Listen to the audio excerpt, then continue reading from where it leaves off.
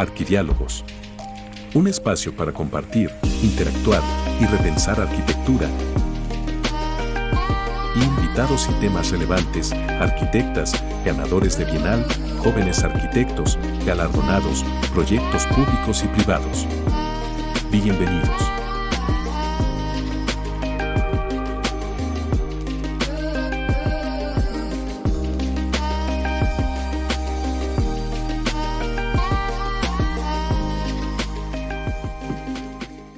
Hola, ¿qué tal? Muy buenas tardes. Bienvenidos a todos y a todas a este otro Arquidiálogo.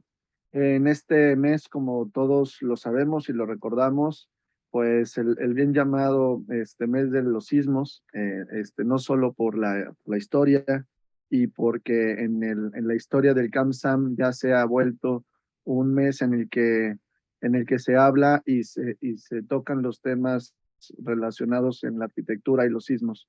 En este caso, pues tenemos la invitación a este arquidiálogo, el arquitecto José Luis Araiza, quien ha estado trabajando también no solo en proyectos de reconstrucción, se ha abocado en el área social, sino también en una parte de ingeniería de estos mismos procesos, tanto de reconstrucción, de reestructuración, que no solo es la parte pues de arquitectura, de ingeniería, de cálculo, de reestructura, de reforzar, sino también el tejido social.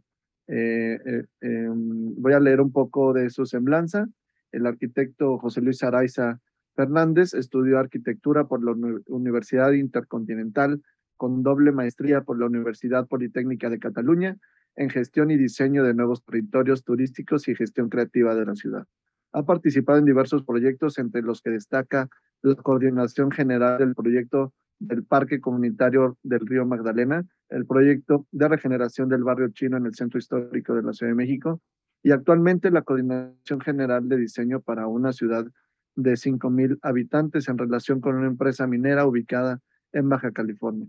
Es docente de la materia de urbanismo y diseño arquitectónico, fundador del colectivo Espacio Vital MX, que funciona como un laboratorio de investigación e intervenciones urbanas en el que se ha desarrollado diversas iniciativas, del cual también personalmente me enorgullezco y formo parte.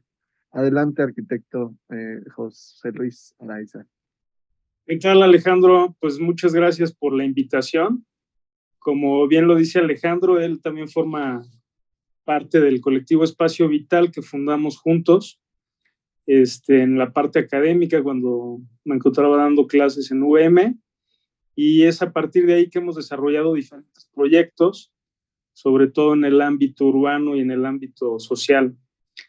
Y bueno, pues agradezco la invitación y justo como dices, vamos a hablar de temas relacionados al contexto que hoy nos ocupa, que es pues el recordatorio que nos dio la naturaleza el día 19, apenas hace 2 días, ¿no? De nuevo coincidió un sismo y bueno, vamos a recordar los procesos que hemos vivido desde la arquitectura en relación a estos eventos naturales. Oye, José Luis, antes de empezar con perdón que te interrumpa, qué curioso que haya coincidido la misma fecha, casi la misma hora, ¿no? Ya en 3 ocasiones. Sí, esto es impresionante, ¿no? O sea, yo creo que no hay casualidades. Seguramente la energía que traemos es muy fuerte. Del tema.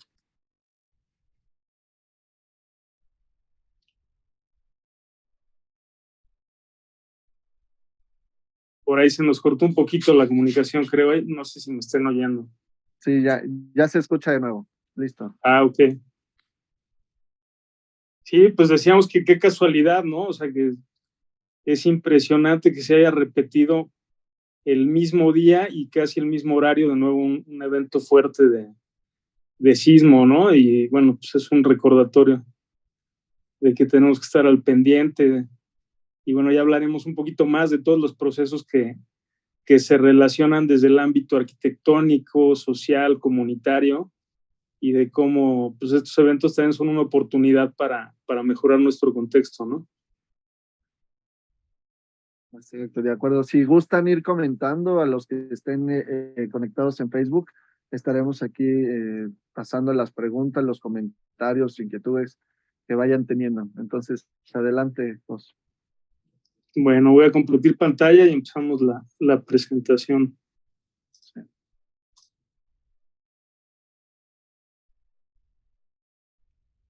Bueno, justo hablando del sismo, pues era el tema que cuando me preguntaste, Alejandro, de qué quería hablar, en un principio no sabía, pero luego, pues inmediatamente se me ocurrió, nos acababa de suceder lo del sismo, yo andaba en Tepoztlán, no se podían comunicar conmigo, y de nuevo, pues un caos todo, ¿no?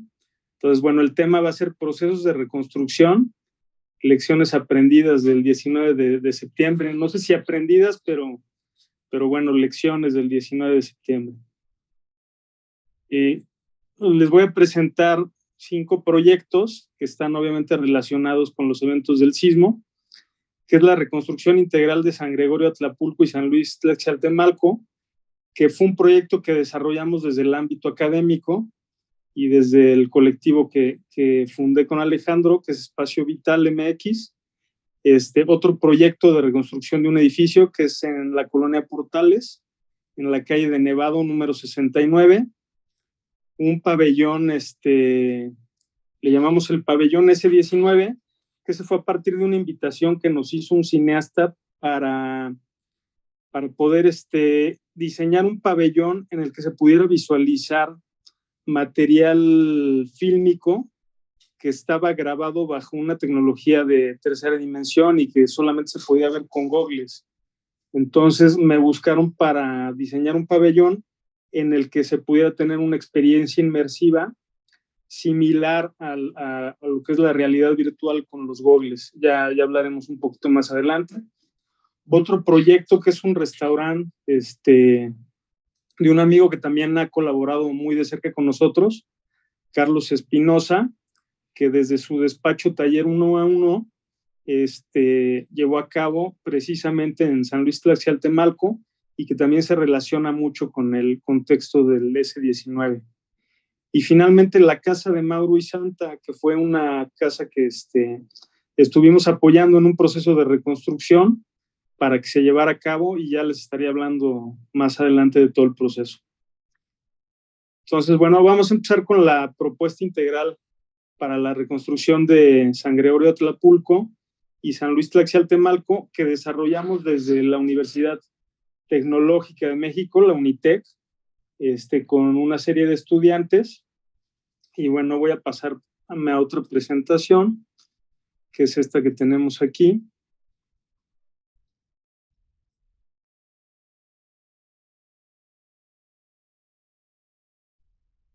Y bueno, que no sé si, bueno, la mayoría de ustedes seguramente saben que San Gregorio y San Luis Tlaxcaltemalco se encuentran en una zona lacustre de la Ciudad de México, la mayor parte en una zona lacustre y otra zona serrana. Son pueblos originarios de la Ciudad de México, son pueblos todavía chinamperos. En el evento de los sismos del 19 de septiembre del 2017 sufrieron daños muy graves y finalmente desde la comunidad académica de UNITEC decidimos apoyar a este pueblo, ¿no? A San Luis Tlaxcaltemalco y a San Gregorio. Esta es una imagen del 19 de septiembre de las labores de rescate en esa zona. Esto es en una tienda que se hizo muy famosa, que era la de las 3 Bs. Hubo pues algunas muertes. Este era el contexto, no se podía llegar al pueblo de San Luis y de San Gregorio. En ese tiempo, mucha gente queriendo ayudar. Había pues un caos, ¿no? Y finalmente, nuestro objetivo, ¿cuál era? Sabíamos que ya había muchas manos ayudando a la labor de reconstrucción de las viviendas, pero finalmente nosotros nos quisimos enfocar en rescatar, preservar y difundir la cultura de los pueblos originarios. Esto entendido desde su origen chinampero como el eje vertebrador de este proyecto. Entonces, finalmente, pues se hizo un trabajo de investigación Esta zona es de las principales, de las zonas que aportan mayor agua a la Ciudad de México, cada vez menos, porque obviamente nos estamos acabando los mantos acuíferos, pero es de las zonas que más aporta a la Ciudad de México, pues, a nivel histórico. Incluso hay unos cuartos de bombas del periodo del Porfiriato. Y bueno, aquí tenemos un poco las gráficas de cómo se distribuye el agua hacia la Ciudad de México, cuánto es la recarga y cuánto es la extracción de los mantos acuíferos. Entonces, pues desde este contexto, pues esta era la idea, ¿no? Tratar de revitalizar el sistema chinampero y cómo este sistema chinampero se liga a la cultura y a la idiosincrasia de este pueblo. Pues tenemos estos datos importantes. Es una zona patrimonio natural y cultural de la humanidad. Es un sitio Ramsar, es humedal de altura de importancia mundial, es un área natural protegida, etcétera. Incluso vienen investigadores de distintas partes del mundo a estudiar el sistema chinampero, a estudiar por qué es tan fértil esta tierra y pues se les hace extraordinario el por qué no lo conservamos, ¿no? Así como los ríos se han conservado en Europa y aquí al contrario hemos ido desecando nuestro lago y todo nuestro sistema chinampero, que es el sistema también urbano más sustentable que ha tenido la Ciudad de México. Y bueno, finalmente, ¿cómo decidimos empezar esta labor de este rescate comunitario en estos pueblos? Fue a partir de la creación de unos talleres, del entendimiento del territorio a partir de sus habitantes, que están compuestos de ejidatarios, de artesanos, danzantes, cronistas, mayordomos. Hay una cultura importante, muy arraigada, que tiene que ver con este sincretismo religioso que existe en esa zona. El sistema de mayordomos también es una zona muy, muy, muy de comercio. Tiene que ver obviamente con la agricultura, pero también es una zona muy comercial. Y bueno, ¿cuál sería la posibilidad que teníamos para articular el territorio y el tejido social? Pues primeramente este entendimiento, ¿no? Si hacemos una lectura de la topografía del pueblo, pues tenemos la zona serrana, tenemos la traza central y más histórica del pueblo, en donde está la iglesia, tenemos una zona ejidal y finalmente una zona chinampera que todavía está comunicada con todo el sistema de canales y lagos que quedan en la Ciudad de México, hasta la zona de Xochimilco y de Cuemanco, que antes llegaba pues prácticamente hasta el centro de la ciudad. Son un poco las vistas, ¿no? Todavía se ven las lagunas y se ve todas las ciudades de ahí, hay unas vistas impresionantes. La parte histórica, ahí vemos cómo se cayó la torre de la iglesia con el sismo. Hicimos algunos ejercicios de cómo se podía haber regenerado este espacio público.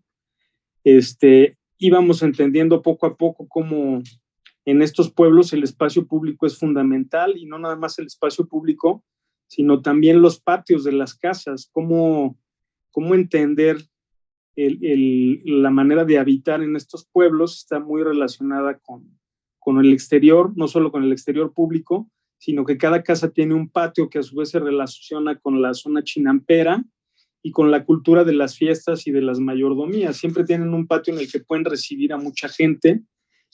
Su forma de cocinar está muy relacionado también con la cocina de humo. Sigue cocinando mucha gente con leña, y obviamente estas cocinas pues tienen que estar en el exterior, ¿no? Aquí vemos algunas de los predios que fueron afectados. Era un predio de un señor que ahorita se me olvida el nombre, pero que incluso estaba resguardando un acervo prehispánico importante, un acervo de la historia del pueblo, y nos hablaba mucho de cómo es impresionante cómo pareciera que al final lo que soportó a la losa para que no cayera hasta el piso, pues parecieran ser los libros y la historia del pueblo, ¿no? Aquí tenemos el puente que va de la zona histórica hacia la zona chinampera. Por abajo pasa un canal y bueno, tenemos aquí ya la zona la zona lacustre, la zona de los canales, este sistema de chinampas. Y bueno, hablábamos de cómo lo que nos daba o lo que nos posibilitaba este evento natural era cómo mejorar el sistema urbano de estos pueblos y cómo reconectarlo a nivel económico, a nivel ambiental, a nivel social con el resto de la ciudad. Entonces, hablábamos de cómo mejorar la habitabilidad, la actividad y la movilidad en el pueblo, a partir de la creatividad, cómo podíamos aprovechar el patrimonio natural que ahí existe, el patrimonio histórico, el patrimonio cultural, a partir de generar miradores, porque desde ahí hay una vista impresionante a la Ciudad de México, obviamente cuando hay buen clima, buenas vistas, pero sí hay unos miradores increíbles, se puede hacer senderismo, se pueden hacer carreras a campo traviesa, algunas cuestiones que están relacionadas con el turismo deportivo, hay algunos vestigios prehispánicos y cómo podíamos enriquecerlo de algunos servicios y conectarlo a la Ciudad de México, porque finalmente pues también es parte de una zona relativamente deprimida a nivel económico y lo que le hace falta pues es conectividad. Incluso veíamos la posibilidad de generar un transporte público sobre una laguna que hoy simplemente está como un área natural protegida, pero que lo que requiere son incentivos económicos para seguirla resguardando.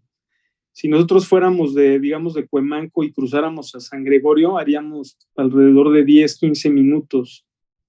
Sin embargo, ahorita no se cruza porque es un área natural protegida. Sin embargo, nada más le queda el título de área natural protegida porque desde los sismos del 85 ahí fueron a tirar cascajo. Y como no hay actividades, como no hay economía importante, pues resulta más fácil que la ocupen para cosas que no están relacionadas con la protección, ¿no? Entonces, hicimos varios ejercicios de cómo podíamos activar, resguardar, volver más sustentable, no nada más en términos ecológicos toda esta zona, sino también en términos económicos, culturales, sociales, como repito, ¿no? Todo esto lo estuvimos teniendo algunas reuniones con personas de la comunidad, con personas de gobierno, pero bueno, finalmente creo que nos faltó un poco más de punch o de apoyo de alguna organización más fuerte. Tal vez nos vieron finalmente nada más como desde el ámbito académico y no le dieron pues la importancia que se requería, ¿no? Y se quedó ahí simplemente como un ejercicio importante de lo que se puede hacer en un evento de este tipo. Generamos algunos calendarios y demás. Y bueno, todo esto que les decía, ¿no? Desde la creatividad, pues tratamos de hacer ejercicios de cómo podíamos mejorar y activar todo esto en términos urbanos, de movilidad, etcétera. Inclusive con todos los materiales que se llevaron para el apuntalamiento de las casas que estaban por derrumbarse y demás, veíamos la posibilidad de cómo generar algunos pabellones que pudieran activar el espacio público, sobre todo en esa época en la que lo que se requería era pues reactivar el espacio público, generar lugares de encuentro que posibilitaran incluso hasta en términos anímicos, ¿no? Una reconstrucción. Entonces generamos todo este tipo de ejercicios. Voy a dejar de compartir, a ver si me ayudas a pasar el video, Alejandro, de lo que fue el resultado de todos estos talleres para que vean un poquito lo que se generó en esa época. Sí, claro. ¿Cuál es el de reconstruir? Creo que dice algo de espacio vital San Gregorio o algo así.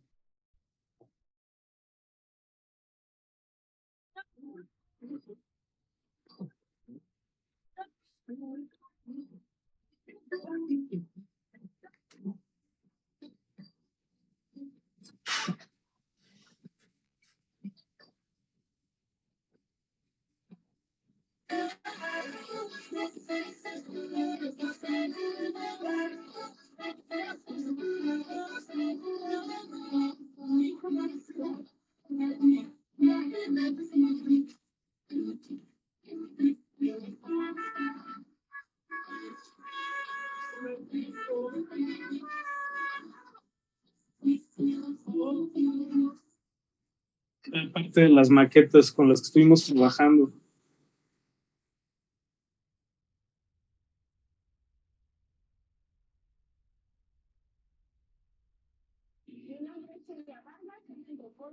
Por parte del colectivo Espacio Vital, somos un grupo de arquitectos, antropólogos, diseñadores, fotógrafos que presentamos un proyecto integral para la comunidad de San Gregorio Xochimilco con la finalidad de hacer una reconstrucción no solo material, sino social de esa comunidad. En sí es un grupo de estudiantes, arquitectos y diversos profesionistas, antropólogos, de historiadores. Cada vez se va sumando más gente, pero es en el proceso. Si se necesita unas personas sociólogos, los buscamos, ya sea aquí o en otras instancias, para que empiecen a colaborar con nosotros. No es un grupo cerrado lo que se está trabajando acá, sino es un grupo que ha venido construyéndose e involucrándose cada vez más personas en el apoyo. Y la forma en como nosotros llegamos aquí a San Gregorio fue a partir del terremoto del 19 de septiembre, que fue el motivo que nos llevó a investigar qué es lo que estaba pasando en la zona, y vimos que habían temas que no se estaban tocando dentro de la comunidad.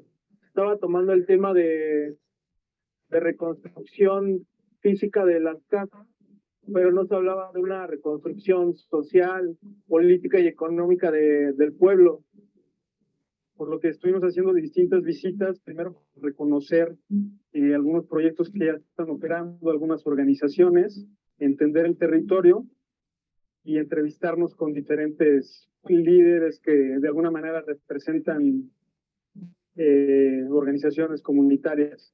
Hemos hecho un levantamiento, no solamente en la escala urbana, en plano, sino también con las redes sociales existentes. ¿Qué es lo que está pasando y estaba pasando en ese momento aquí en San Gregorio? Y hemos venido trabajando con todos los líderes sociales para saber qué es lo que están haciendo, hasta dónde están llegando, tratar de involucrarnos y también de ligarlos. Entonces, lo que ha estado haciendo Espacio Vital es hacer un nexo, unos conectes, todas estas agrupaciones del apoyo que se está dando aquí en San Gregorio, Atlaculco. Ahora, también estamos intentando que todo esto se vaya enfocado al desarrollo comunitario completo. No solamente nos queremos enfocar en la reconstrucción de las casas, que ellos puedan obtener la información necesaria para que puedan participar en esto, sino que también queremos que se vaya a vinculación con desarrollo económico comunitario. Una vez presentados estos proyectos, lo que sigue es pues que la gente se empiece a sumar, que se empiece a involucrar a estos proyectos que creemos que pueden ser detonadores, y ya dependerá sobre todo de la participación comunitaria, que se vayan definiendo cuáles se empiezan a desarrollar con mayor celeridad o con mayores recursos. Invitamos a que a la gente se sume y participe de la manera que pueda para tratar de fondear estos proyectos y llevarlos a cabo, ya sea mediante donativos, relaciones, apoyos en especie, etcétera.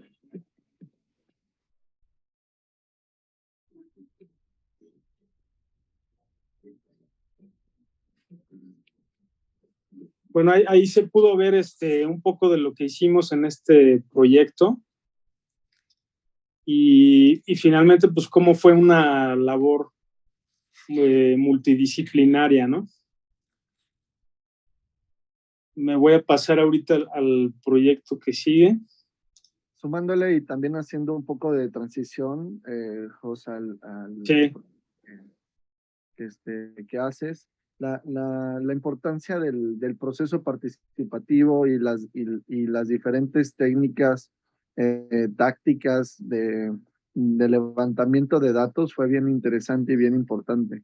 Estos impresiones de todo lo que es el pueblo de San Gregorio y la gente que empezaba a ubicar y ponía con unas notas y con unos post-its, las cosas que le gustaban, que no le gustaban, que querían, que no querían.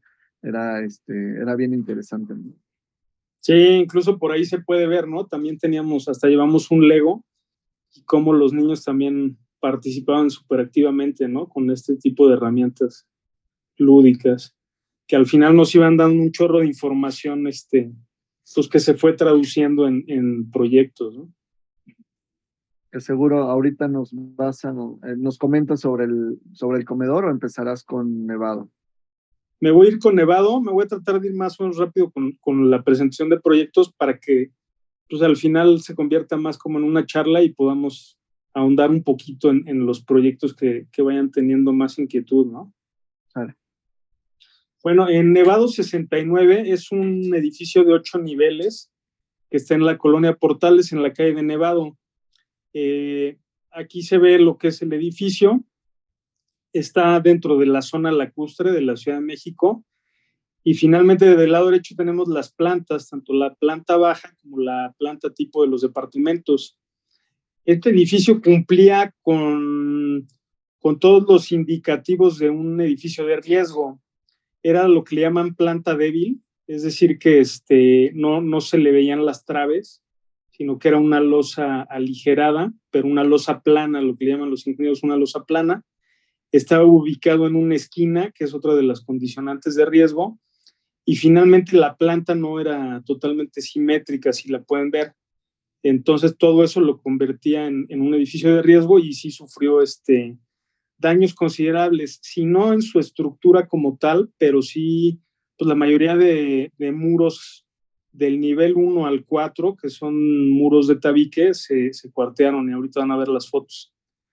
Se cayó buena parte de los aplanados, ahí podemos ver, sobre todo como que se indicaron los entrepisos, ¿no? Estos son los cubos interiores en los que también se cayó muy buena parte de los aplanados. Afortunadamente las columnas no se dañaron, por ahí vimos algunos daños relativamente mínimos, pero no se dañaron mayormente. Lo que sí, pues se rompieron ventanas, se doblaron las cancelerías. Ahí podemos ver lo que les digo de la planta débil. Pues no tiene muros de carga, no tiene traves, están las columnas totalmente expuestas. Y aquí podemos ver parte de los daños en el interior de los departamentos. Aquí lo que fue interesante es que nos buscó uno de los inquilinos del edificio porque ya tenían un proyecto que había hecho una de las empresas que se acercó primero al inmueble. Sin embargo, la forma en la que reforzaba el edificio era, digamos, que envolviendo las columnas nuevamente, reforzándolas con acero y lo mismo, no tenía traves, pero digamos que sobre los capiteles, envolvía y generaba unas traves que no tenían, por lo cual pues disminuía bastante la altura de los inmuebles, de los departamentos, y le restaba habitabilidad a cada departamento. Además de que cuando a mí me invitaron a hacer esta primera evaluación de ese proyecto, pues no presentaba ningún proyecto de reforzamiento en la cimentación, y con el peso que se le iba a cargar, forzosamente iba a requerir un reforzamiento en la cimentación, prácticamente como el que vemos del lado izquierdo. Cuando a nosotros nos invitan a hacer el proyecto de reforzamiento de este edificio, a su vez nosotros habíamos hecho sociedad con una empresa canadiense que está empezando a implementar un sistema de frenos sísmicos mucho más económicos que los que conocíamos anteriormente como disipadores, que antes eran disipadores o amortiguadores que funcionaban de manera hidráulica con aceite y demás, y que generalmente se utilizaban en edificios muy, muy grandes. Resulta que esta empresa canadiense que se llama Quaketech, la fundó un ingeniero que trabajó en la NASA, que le pedían el diseño de una especie de frenos o de disipadores para las naves, y se dio cuenta que podía utilizar esta tecnología para edificios, porque en realidad es una tecnología muy sencilla que lo único que hace es calibrar dos placas que funcionan a presión, que están haciendo sándwich contra otra placa que se puede deslizar, pero la puede calibrar de una manera muy precisa para que se active con cierta fuerza de toneladas Newton ante cierto evento sísmico. Entonces, bueno, nosotros empezamos a implementar esta tecnología. Primero los vecinos pues no creían mucho en una tecnología nueva que aquí no se había implementado, o no se ha implementado mucho, salvo el edificio hay un edificio que está en Reforma, que es la Torre Cuarzo, donde ahí ya se implementó y ya pasó el sismo del 2017, y entonces estaban relativamente escépticos. Entonces, al final hicimos 3 ejercicios. Uno que es el que hice propuesta número 1, que era un reforzamiento convencional con concreto y acero estructural. Pero ¿qué pasa? Que aquí como el acero no tenía disipadores, no tenía frenos sísmicos, sino que era un elemento rígido, funciona como cuando uno está parado y digamos que bloquea las rodillas. Si tú bloqueas tus rodillas y ejerces presión hacia un lado o hacia el otro, todo el peso de tu cuerpo se va hacia el piso. Entonces, ¿qué pasa? Que tienes que reforzar la cimentación de una manera bastante fuerte para que no se hunda y para que aguante esa fuerza que se está imprimiendo hacia un lado o hacia el otro en un evento sísmico. Cuando tú pones disipadores o frenos sísmicos, como le llama esta empresa, funciona como una articulación, como una rodilla. Digamos que la energía se disipa por medio de estas rodillas o estos elementos que se le denominan frenos sísmicos. Entonces, en el segundo ejercicio que hicimos, prácticamente no teníamos que reforzar la cimentación, porque si se movía el edificio en un evento sísmico, toda la energía la disipa por medio de estas articulaciones. Es como darle la posibilidad a un edificio a que se pueda mover sin que se dañe. Pero ¿qué pasó aquí? Aquí entra también un proceso en el que teníamos 8 niveles y 4 departamentos por nivel, que son 30, esto nos da 32 familias o 32 propietarios. Entonces, poner de acuerdo a todos los propietarios es muy difícil.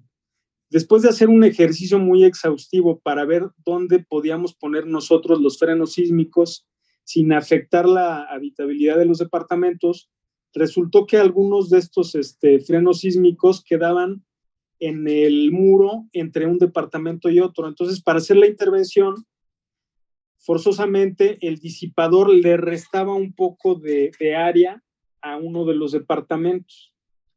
Entonces, por más de que le explicamos a los distintos dueños que resultaban un poco afectados porque perdían como 10 centímetros de una habitación, pues no quisieron y tuvimos que intercambiar estos disipadores que iban entre muros medianeros entre un departamento y otro, los tuvimos que cambiar a un patio central.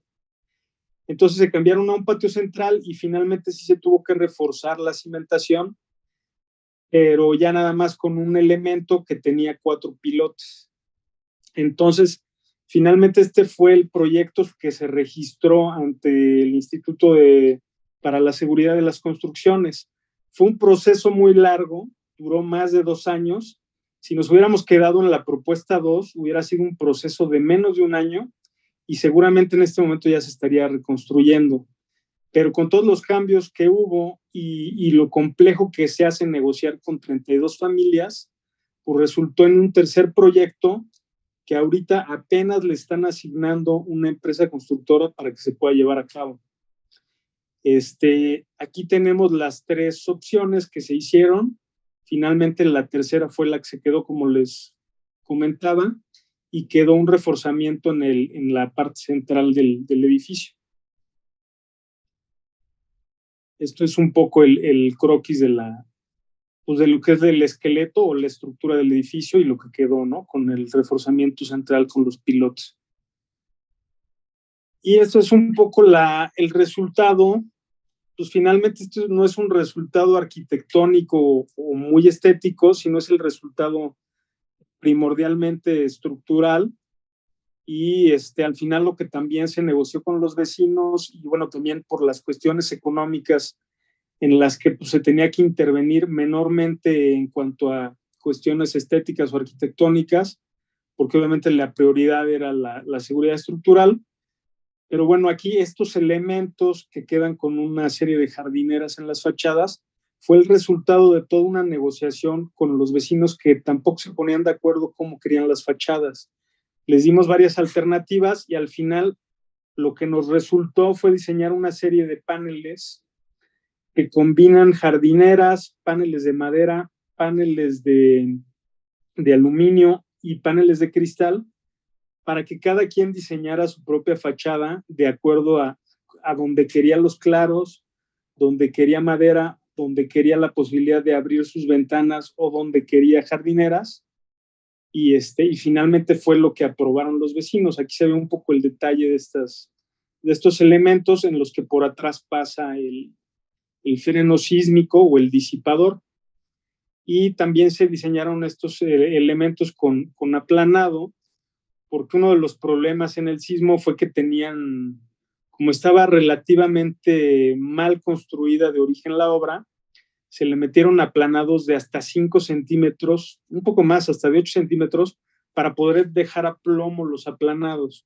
Entonces, lo que nosotros hicimos fue acusar los entrepisos para ir tomando estos desniveles en cada piso, estas diferencias, y no tener que tener un solo reventón desde abajo hacia arriba, que fue lo que engrosó muchísimo los aplanados y por lo que se volvieron muy frágiles a la hora del sismo, ¿no?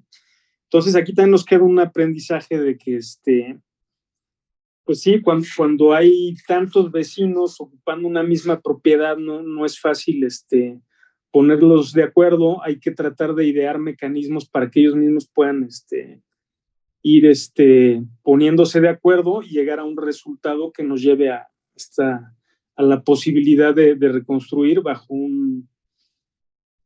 la anuencia de todos los vecinos, ¿no? Entonces, bueno, ahí me quedo con el de Nevado 69, perdón. Si quieren más adelante regresamos, si quieren andar en este proyecto. Les voy a presentar ahora un proyecto de un pabellón. Este es el pabellón S19. Aquí nos buscó esta empresa que se llama Mariachi Films, porque la empresa Nokia, que desarrolla sistemas de lentes y de cámaras, les había prestado en esa época una cámara para grabar en tercera dimensión, una cámara que se llama Oso, que traía a su vez varios lentes. Estaban haciendo pruebas y justo después del sismo pues salieron a grabar todo lo que sucedía, todo el proceso de apoyo y demás. Al final lograron un material fílmico muy bueno, muy importante, que ganó varios premios.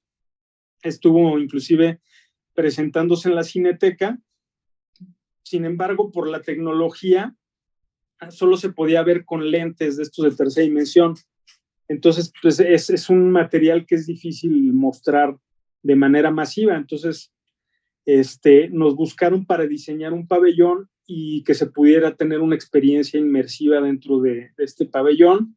Estuvieron tratando de que se pusiera en la plancha del Zócalo, no se logró, pero esto nos dio la posibilidad de seguir desarrollando este modelo. Hoy en día esta empresa sigue desarrollando material inmersivo, no solo del 19 de septiembre, sino con diferentes temáticas. Desarrollamos una maqueta, un primer prototipo. En el diseño estaba pensado que esto de aquí, el acceso, estuviera hecho con material producto de las demoliciones, precisamente del 19 de septiembre.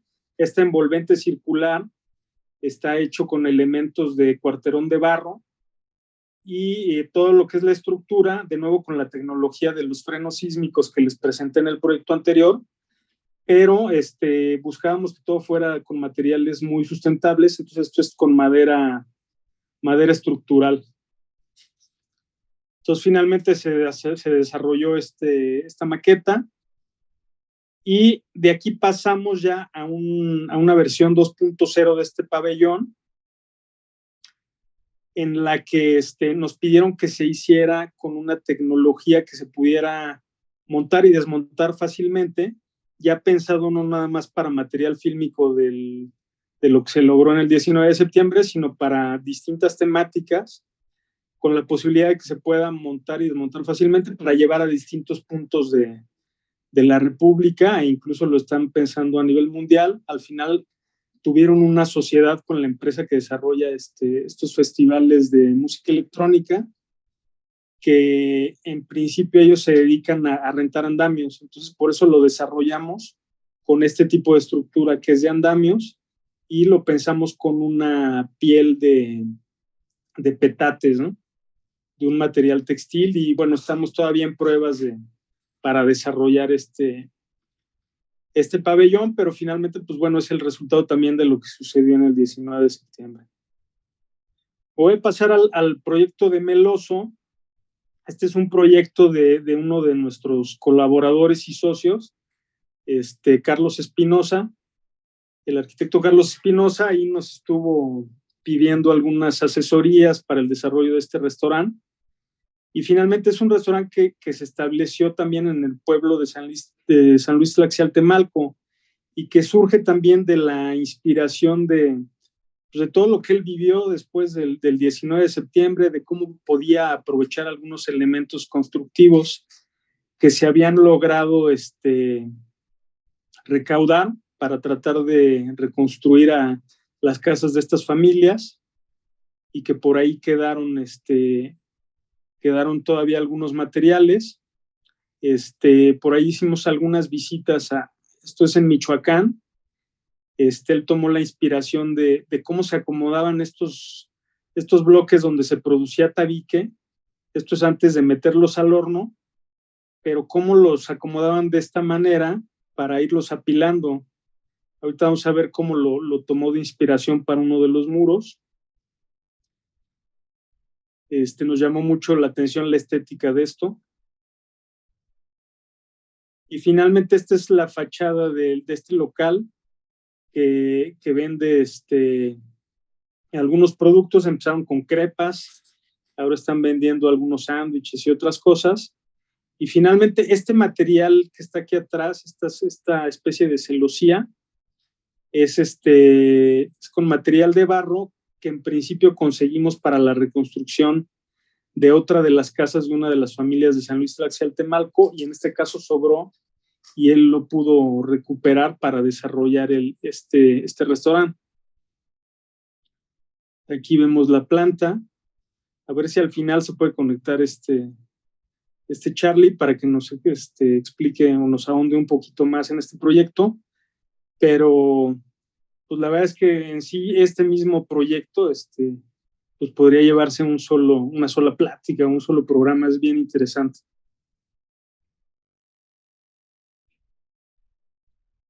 Logró finalmente esta estética con ese material, con el paso de la luz natural, con los colores del barro que él toma también de algunas de las construcciones, elementos pétreos que se construyeron aquí mismo, como esta barra, y finalmente la vegetación que crece de manera espontánea en San Luis, y él la trae aquí con algunas macetas, ¿no?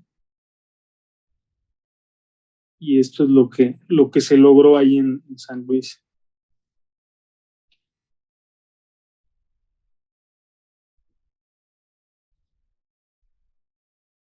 Incluso fue nominado este proyecto para Proyecto del Año en la revista de Art Daily. Y bueno, finalmente me voy al proyecto de Mauro y Santa. Mauro y Santa son propietarios de una casa que está ubicada en el centro de San Luis Tlaxialtemalco. Es una casa que pues ya vemos los daños que sufrió. Aquí se ve el cascajo. Prácticamente se cayó la mitad de la casa o un poco más. Este es el patio. Esta es otra construcción que no se afectó, pero todo el resto, que es la construcción más antigua, se vino abajo. Esta construcción es de principios del siglo pasado. Y el rol que juega esta familia y que ha jugado esta familia por años en el pueblo de San Luis es emblemático, porque esta casa en algún momento, cuando no había escuelas en el pueblo de San Luis, fue una de las primeras aulas en donde se dieron clases. La familia prestó un espacio para que fuera un aula de clases dentro del pueblo de San Luis Tlaxialtemalco. En otra época, como era una de las familias pues con mayores recursos dentro de San Luis, tuvo posibilidades de tener la primera tele del pueblo. Entonces permitían a las personas que entraran a uno de los cuartos, a uno de los cuartos que estaba aquí, a ver la televisión. Entonces fungió casi como pues, la primera sala de televisión y de donde veían películas gente del pueblo de San Luis. Y finalmente también, como muchas de las casas del pueblo de San Luis, tenía un patio central. Aquí vemos algunas otras casas que también se ve el patio de las casas. Como les digo, finalmente son espacios importantes que cumplen un rol social dentro de estas comunidades, porque está muy arraigado el sistema de mayordomías. Entonces, muchas de las familias esperan hasta por generaciones que puedan recibir la mayordomía del niñopa, que es la figura pues, más emblemática de la religión, ¿no? De este sincretismo que hubo entre la religión colonial y la religión prehispánica. Se formó esta figura del niñopa y las familias prácticamente se ponen en lista de espera hasta por generaciones, porque ya está apartado el niñopa para que puedan ser ellos mayordomos durante un año, y hacen muchas fiestas en las casas y reciben regalos para el niñopa en sus casas. Tienen hasta el closet de esta propia figura del niñopa, y en estos patios pues hacen grandes comidas. Y luego también los patios, pues como muchas de estas familias tienen también chinampas y se dedican al cultivo, pues hay veces que para vender ya dentro del pueblo, pues traen aquí las plantas, las flores y demás, y las resguardan por momentos aquí en los patios, ¿no? Entonces aquí están estos grandes personajes que son Mauro y Santa. Entonces nos acercó a ellos Charlie, que fue el que también hizo el restaurante Meloso, que también ha sido parte fundamental de Espacio Vital. Y finalmente pues nos contaron toda la historia que yo les estoy platicando de su casa. Incluso nos sacaron este croquis que hizo Mauro hacía años de cómo era su casa antes. Afortunadamente logró guardar esto. Está lo que yo les decía de la cocina de humo, que también es parte de la cultura del pueblo de San Luis, muy arraigado. Cocinan al aire libre porque se cocina con leña, porque además si no se cocina con leña, no queda de la misma manera el mole, ¿no? Y algunos guisos que tienen aquí. Incluso Mauro nos contaba que gente que les ayuda a ellos al cultivo en las chinampas viene de Oaxaca y de algunos otros estados, y ellos les dan asilo temporal en alguno de los cuartos que tenían aquí que se cayeron, ¿no? Entonces, finalmente, este proyecto lo desarrollamos junto con otros dos despachos, bueno, con el despacho que tiene Charlie Carlos Espinosa, que es Taller 1 a 1, y el despacho de Dosa, y vimos la manera de juntar recursos y juntar recursos en especie también para poderles reconstruir su casa, y les hicimos el proyecto, lo donamos.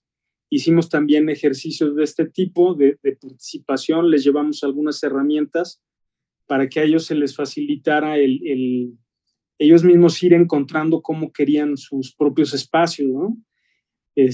Sobre la marcha nos fueron hablando de que a Santa le fascina la cocina, ella es muy famosa por las enchiladas que hace. Entonces pues dentro del diseño obviamente tomó relevancia la parte del comedor, porque pensaban pues parte de su economía desarrollarla ahí. Igual Mauro nos habló de toda la historia, lo que les comentaba, que eventualmente reciben gente de otros estados que les ayuda a los cultivos, tienen un espacio donde guardan herramientas y demás, y todo esto nos posibilitó pues traducirlo en el diseño final de su espacio, ¿no? Que lo pensamos de una manera pues relativamente sencilla para que fuera viable, con una primer cubierta de lámina, con una estructura muy sencilla de madera, aquí con la cocina al aire libre de humo. Estos dos patios, el primer patio era para la venta y esta cubierta, y otro patio un poquito más semiprivado para la gente que les ayuda, para unos baños, para uno de los cuartos importantes y hasta para una figura religiosa que pues para ellos es muy, muy importante y fundamental, ¿no? Y finalmente aquí una celosía que también rescata parte de la arquitectura vernácula del sitio. Y aquí tenemos algunas ilustraciones de lo que se logró. Y bueno, esto se queda finalmente también con una lección aprendida, porque pues como nosotros nos acercamos a Nova Ceramic y nos donó toda la celosía y todo el barro que iba a ser parte del piso. Luego nos acercamos con otra empresa que construía block y nos donó parte del block. De lo que se demolió o de lo que se cayó de la casa anterior, rescatamos mucha piedra para ir reconstruyendo parte de la piedra que iba a ser para los baños, pero finalmente pues nos tardamos en conseguir los recursos necesarios. No terminamos de conseguir los recursos necesarios también económicos para pagar la mano de obra. Íbamos, digamos que a un 60%, y desgraciadamente hubo una presión fuerte del grupo Slim, de la fundación de Slim, que les estaba donando una casa. Sin embargo, esta casa se alejaba mucho del contexto social que les estoy comentando, de lo fundamental que es el patio en este pueblo, de cómo el patio construye la comunidad, construye la sociedad, mantiene el acervo cultural, mantiene sus propias costumbres, sus creencias. Y bueno, la casa que les donaron fue una casa tipo, ¿no? Que ya traían cimbra, que se va reutilizando de manera mecánica y que desgraciadamente pues va rompiendo este tejido social, estas costumbres, pero pues no pudimos hacer nada contra eso, en buena medida por la presión que tenía también la hija de Mauro y Santa, que pues que sí no veían claro con nosotros o no veían de una manera inmediata el que se lograra esto, pero finalmente nosotros ya la construcción la llevábamos por ahí del 40% y los recursos al 70%, y prefirieron demoler lo que ya se llevaba y que Fundación Slim les construyera una casita de interés social. Entonces, en buena medida el título de Lecciones Aprendidas pues es por este proyecto, ¿no? Entonces, bueno, pues hasta aquí me quedo, les doy las gracias y pues abro el diálogo, ¿no? A que podamos como platicar o ahondar más en alguno de los proyectos que tengan inquietud. Gracias, Jos. Oye, qué lástima de este proyecto. Me tocó ir, conocerlo, y se veía que iba con muy buen avance, o sea, que llevaba también la gente se veía con ganas de llevarlo a cabo, ¿no? Qué lástima que sucedan estas cosas. Creo que es parte justo de la charla. Eh, por ejemplo, en el otro que comentabas, en el del edificio de los amortiguadores, lo difícil que es poner de acuerdo a toda la gente, ¿no? Estos procesos, si bien pudieran ser en algún momento los proyectos y los procesos participativos de diseño interesantes, divertidos, que te arrojen datos muy buenos como para hacer un gran diseño y que todos lo sientan apropiado. ¿Cómo ha sido pues estos choques, ¿no? Donde de repente en algunos proyectos fluye muy bien y en otros proyectos como que choca, y en este proyecto en específico donde todo al parecer va jalando, la gente va donando, es un proyecto social, hubo diseño participativo, va a rescatar la cultura gastronómica, de la identidad arquitectónica del pueblo, o sea, y de repente toparte con pues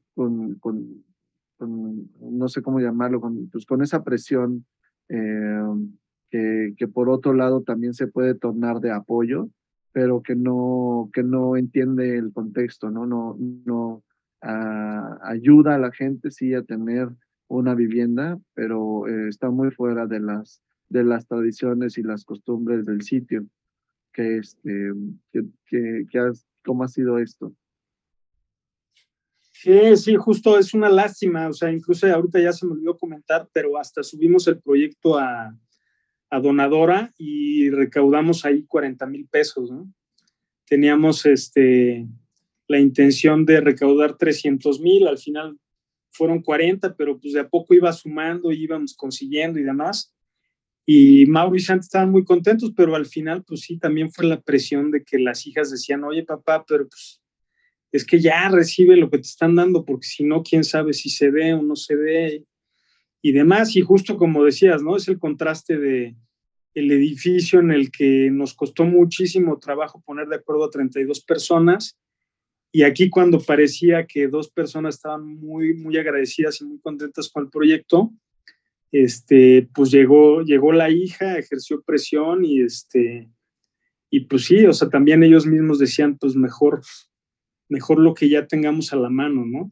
Y sabes que incluso se me olvidó decirte, hay otro video aquí que habla de este proyecto, si quieres lo ponemos, dura 3 minutos, A que ver, es el otro que te dejé. si quieres lo ponemos?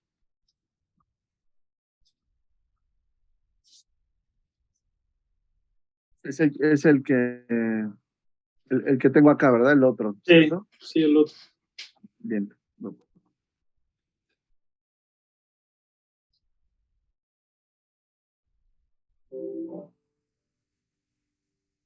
Yo lo que he tenido siempre ha sido mi familia, pero ahora que ocurrió esto aquí intempestivamente, pues, tenemos los recursos para volver a tienda. Me llamo Mauro Espírez Flores, nací aquí en el pueblo de San Luis de Tlatemalco, Xochimilco. A mí me gusta sembrar plantas y a mi esposa le gusta mucho el trabajo de la vida. Llevo 15 años vendiendo en la casa, Camelia número 5. La gente dejó de venir por el sismo tan fuerte que estuvo aquí en el pueblo de San Luis de Santemarco, pues se espantaron, pues se colapsó todo lo que fue cocina, vivienda, todo. Todo se echó a perder, todo se demolió, no nada. Después del sismo tuvimos la oportunidad de conocer a un grupo de arquitectos que vienen de la Ciudad de México con la promesa de ayudarnos, ¿no? Construir una arquitecta. Pues aquí está, va a ser nuestra recámara, nuestra sala. Pues la cocina, ahí va a ser pues también un parte de trabajo. No gana uno mucho. ¿Verdad? Por eso estamos así, en la necesidad de que ahora que nosotros en 17, pues buscamos el apoyo de diferentes personas para la recuperación. Pues ahorita, pues le estamos echando ganas aquí en el mercado para vender, para salir adelante, ¿no? Porque pasó, y pues que me apoyaran para seguir adelante para mi casa. Yo nada más les quiero agradecer a todo el equipo de arquitectos. Siempre estarán presentes aquí en la familia, todas las personas que están apoyándonos para el material. Menos alguna gente de este video pudiendo denunciar, pues el apoyo no nada más para mí, sino para toda la gente que aún está afectada y que no recibe, pues de antemano, pues se le agradece, ¿no? Porque yo sé que, pues principalmente aquí en México todavía hay gente que es capaz de ayudar, puede y todavía tiene sentimientos para ayudar a la gente, principalmente porque nosotros somos gente de campo y de trabajo, trabajamos diario de sol a sol, pero no tenemos los beneficios que quisiéramos en el momento para poder solventar tanto solamente lo que trabajamos, tenemos que sacar ir a pasarnos.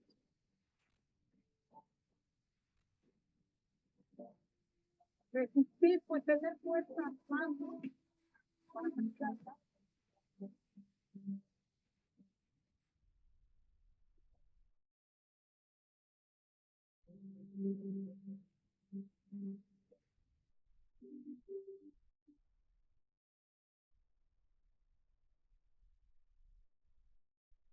Listo. Y acá entonces termina este video fue el promocional para poder solicitar el apoyo, ¿no? De donadora. ¿Es correcto? Sí, esa estaba en donadora. Oye, pues qué mal que suceda, ¿no? Todo esto. Digo, eh, no sé si también nos puedas platicar un poco del proceso de diseño. También ¿cómo fue este proceso de cuando estaban, o sea, la diferencia del contexto urbano, que es un edificio, al contexto chinampero, ¿no? En un proceso literal también de reconstrucción, de poner a todos en la misma sintonía de generar los anhelos de nuevo, ¿no? Sí, justo en el proyecto de Mauro y Santa, pues en un inicio ellos no, a lo mejor no veían la riqueza de su pueblo y la riqueza de la cultura, ¿no? Al principio, pues tuvimos que, pues, hablar mucho con ellos acerca de la riqueza del sistema chinampero, de, de lo que representaba vivir en un pueblo originario y de resguardar toda esa cultura y cómo la arquitectura también era parte de eso, ¿no? Como el hecho de que ellos tuvieran un patio, pues posibilitaba desde un inicio, pues que ellos fueran parte fundamental de la historia del pueblo, ¿no? Incluso desde que fue un aula, luego desde que fue la primera sala de cine o de televisión, y finalmente pues también ellos le daban empleo a personas que venían de otros pueblos, y pues el hecho de que su fuente de empleo, aunque como ellos mismos lo digan, no represente mucho, pero es lo que les permitió pues desarrollar tanto a su familia como resguardar las propias chinampas, ¿no? O sea, ahora pues, hay apoyos de gobierno, cada vez se reconoce más, ahora hay un reconocimiento que le llaman Ramsar, que es un reconocimiento internacional para los humedales, que las chinampas están consideradas como humedales. Entonces, todo eso se los tuvimos que hacer ver para que al principio nos permitieran hacerles ese proyecto, porque desde un inicio les donaban otra casa, que es la clásica tipología que donó mucho Fundaciones Lima ahí mismo en San Luis, pero que precisamente pues dejó de lado todo su contexto social y patrimonial, ¿no? Entonces, después de que nos costó mucho que accedieran, que lleváramos un proceso que si bien iba a ser más lento, pero les permitía resguardar todo ese valor que ellos habían heredado por generaciones, pues al final, pues no lo lograron. No Sí. sucedió, ¿no? Oye, y entendiendo también entonces esta presión económica también de estas empresas que ahora son transnacionales, pero es casi una potencia nacional, Grupo Carso y la Fundación Slim, que si bien lo comentamos hace rato, ¿no? O sea, obviamente el apoyo que da de generar viviendas de una manera rápida, pues en resiliente al final de cuentas, pero ¿cómo mejorar el proceso? Digo, ya que estuviste tratando de empujar por otro lado, creemos que es la mejor opción, pero ¿cómo hacerlo también por un lado entre gubernamental, que la iniciativa privada apoye en estos casos? ¿Qué opinas? O sea, ya entendiendo el contexto del trabajo arduo que hizo Arcas Arquitectura, DOSA en su caso y también Taller uno a uno, cómo entendiendo también pues la fuerza económica que existe en la ciudad, cómo hacer un programa, o sea, qué pudiéramos hacer, qué se te ocurre, qué se les ocurre a las personas también que están acá conectadas. Sí, la verdad es que creo que como gremio debemos de empujar pues, por distintos frentes, ¿no? Uno de los frentes pues, es el que ustedes tienen de ese lado, ¿no? Desde el Colegio de Arquitectos, pues desde ser muy críticos, pues también es fundamental estudiar pues la historia, ¿no? De la vivienda en México, cómo en algún momento estuvimos cerca, o el propio gobierno estuvo cerca de cumplir con lo que es un derecho de todos los seres humanos, ¿no? El acceso a la vivienda, y cómo en su momento había incluso programas de gobierno muy fuertes en el que estuvo involucrado Pani y otros arquitectos, en el que se apuntaba a viviendas con otro tipo de valores, ¿no? Que hoy en día pues, se han perdido, desgraciadamente, por la fuerza, como tú dices, económica de las desarrolladoras inmobiliarias, y cómo los gobiernos han dejado en manos pues de los poderes económicos la decisión hasta del diseño de ciudad a partir de la vivienda, ¿no? Cómo cada vez se están generando más clústeres, lo que ya sabemos que genera segregación en las ciudades. Cada vez pues hay menos vivienda social de calidad, ¿no? Y la poca que hay pues va quedando en manos de iniciativa privada, que muchas veces pues para poder tener un negocio rentable pues se van a la periferia de las ciudades, ¿no? Y que poco valor le dan a este tipo de cuestiones que vimos ahorita, ¿no? A estudiar la historia, el patrimonio cultural, social de una comunidad, y pues finalmente generan viviendas solo como un negocio, ¿no? Como una maquinaria más del capitalismo, de generar plusvalía, ¿no? Incluso a nivel mundial, pues cada vez, como lo indica esta Sauda Muji, pues cada vez hasta la especulación, ¿no? Ahora cómo se compran los grandes valores inmobiliarios en Dubái o en lugares donde finalmente ni se habitan, eso es pura especulación, ¿no? Sí, de acuerdo. Oye, tomando en cuenta ahora los programas actuales de gobierno, en el que también, digo, ya que estamos en el tema, ¿no? En los incentivos del Infonavit se le dan directamente a las personas, pues a los beneficiarios, y justo siendo ahora el lado contrario, ¿no? O sea, donde ahora se le da directamente digamos, al derechohabiente, a quien tiene la propiedad, y justo lo que evitan o lo que tratan, y en algún momento se comentó de que no pasaran por arquitectos, por ingenieros, en donde se iba parte del recurso, ¿no? Que que se me hace justo lo contrario a lo que sucedía, pero entonces también hacer como un balance, ¿no? Sí, sí, justo ahí pues también hay una oportunidad, ¿no? Que también es algo cultural en México, ¿no?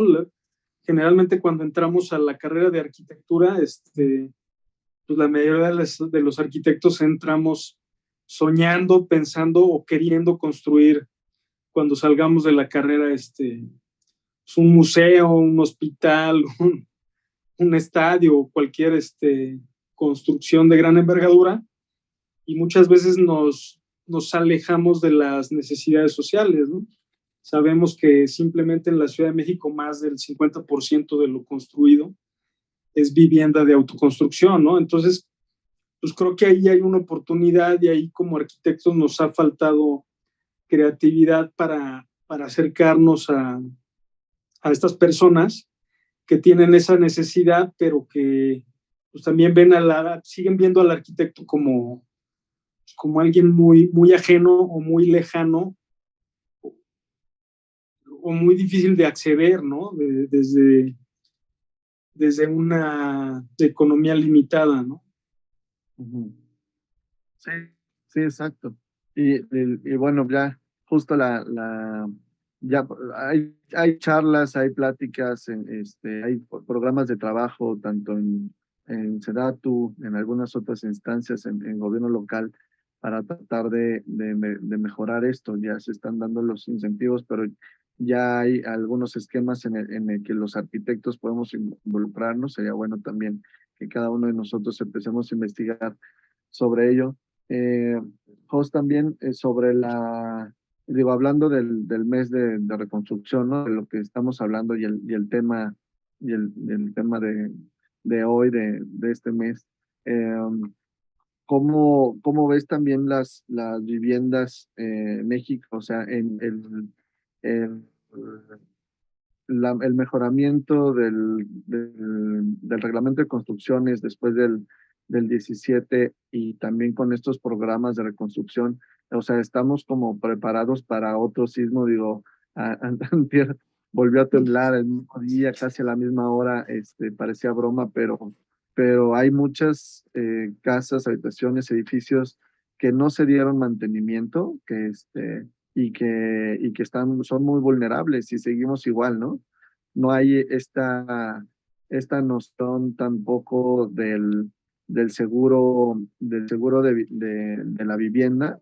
Eh, Deberíamos de tener todos en la posibilidad, obviamente, económica, pero es como el automóvil, ¿no? Si tienes un automóvil, necesitas tener tu seguro de carro por cualquier cosa que suceda. Si hay un sismo, el seguro de tu casa habitación o de tu departamento te puede recuperar todos los daños existentes, pero no tenemos esa cultura, o sea, no sé qué porcentaje habrá de la población en la Ciudad de México que tenga asegurada su casa o su departamento. ¿Qué opinan de esto?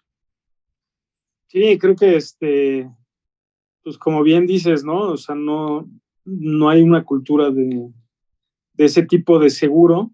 Al menos yo desconozco a alguien que tenga asegurada su vivienda, salvo que no te obliguen por un crédito, ¿no?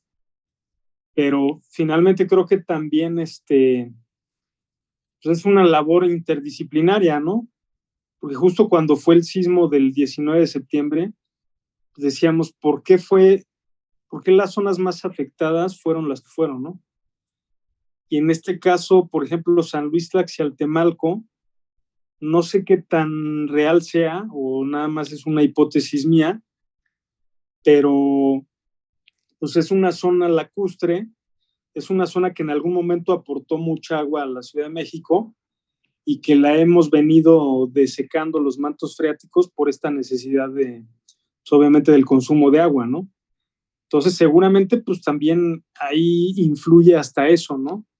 Y también desgraciadamente en la planeación de las ciudades también pues hasta hace poco había muy poca cultura pues del riesgo, ¿no?